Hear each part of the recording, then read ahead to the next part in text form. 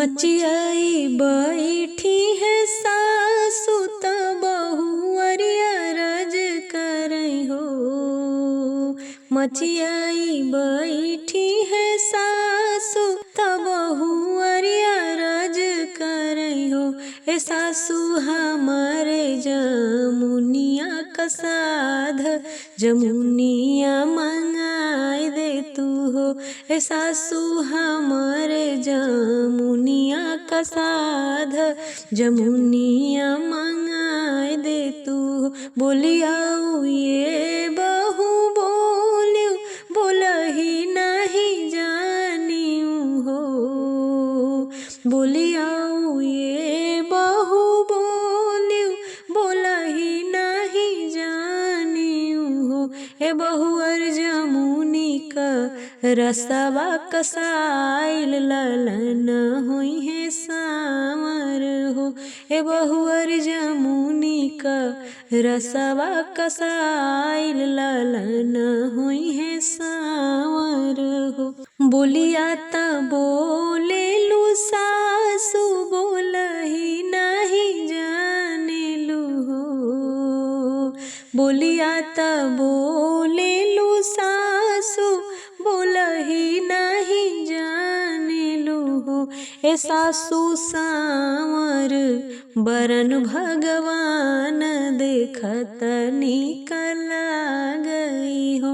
ए सासु सावर बरन भगवान देखत निकल गई हो। राम रसोइया तू हो गोतिनी सरब गुनया गरी हो।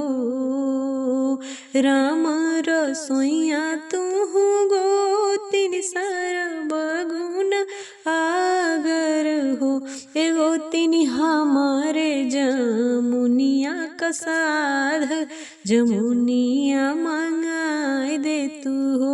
ए गोतिनी हमारे जमुनिया कसाध जमुनिया मंगाई दे तू हो। बोलियाऊ ये बहू बोलेलू बोलही नहीं जाने लू हो। बोलियाऊ ये बहू बोलेलू बोलही नहीं जाने लू हो। ए गोतिनी सावर बरन श्री राम देखत निकल गई हो। ए गोतिनी सावर बरन श्री राम देखत निकल गई हो। सुपली खेलत मोरी ननदी त बहुआ अरज करई हो। सुपली खेलत तू हो ननदी त बहुआ अरज करई हो। ए ननदी हमारे जमुनिया कसाध जमुनिया मंगाई दे तू हो। ए ननदी हमारे जमुनिया कसाध जमुनिया मंगाई दे तू। बोलियाऊ ये भाभी बोलियो बोलही नहीं जानियो हो। बोलियाऊ ये भाभी बोलियो बोलही नहीं जानियो हो। ए भाभी जमुनी का रसवा कसाइल ललन हुई है सावर हो। ए भाभी जमुनी का रसवा कसाइल ललन हुई है सावर हो। बोलियाऊ ये ननदी बोलियो बोलही नहीं जानियो हो।